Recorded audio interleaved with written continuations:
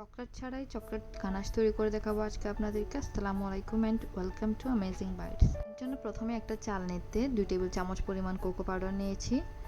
এরপর দিয়ে দিচ্ছি 1 টেবিল চামচ পরিমাণ কর্নফ্লাওয়ার। এরপর এগুলো খুব সুন্দর করে চেলে নিতে হবে।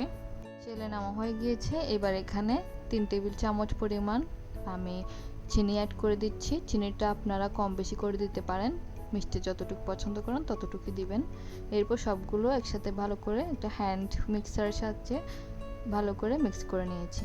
এরপর এখানে 1.5 কাপের মতো আমি নর্মাল লিকুইড দুধ দিয়ে এগুলো খুব ভালো করে মিক্স করে নিচ্ছি। এখনও কিন্তু আমি চুলার জালটা অন করিনি। এগুলো ভালো করে মিক্স হয়ে যাওয়ার পরে কিন্তু চুলার জালটা অন করে নিতে হবে। সবগুলো খুব ভালো করে মিক্স হয়ে গিয়েছে। এবার চুলার জালটা অন করে দিয়ে এগুলো অনবরত নেড়ে যেতে হবে, কারণ এগুলো কিছুক্ষণ পরে ঘন হয়ে আসবে।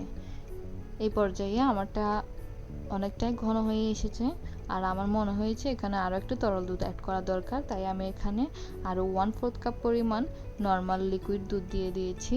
এরপর আবারও এগুলো ভালো করে মিক্স করে নিচ্ছি। চকলেট দিয়ে যে গানাশটা তৈরি করে, এই গানাশটা কিন্তু এক্স্যাক্টলি ওইরকম টেস্ট আসবে না। চকলেট গানাশের বিকল্প বলতে পারেন এটিকে। যখন হাতের কাছে চকলেট থাকে না তখন এইভাবে তৈরি করে নিতে পারেন। এরপর এখানে 1 টেবিল চামচ বাটার দিয়ে খুব ভালো করে মিক্স করে নিয়েছি আবারও।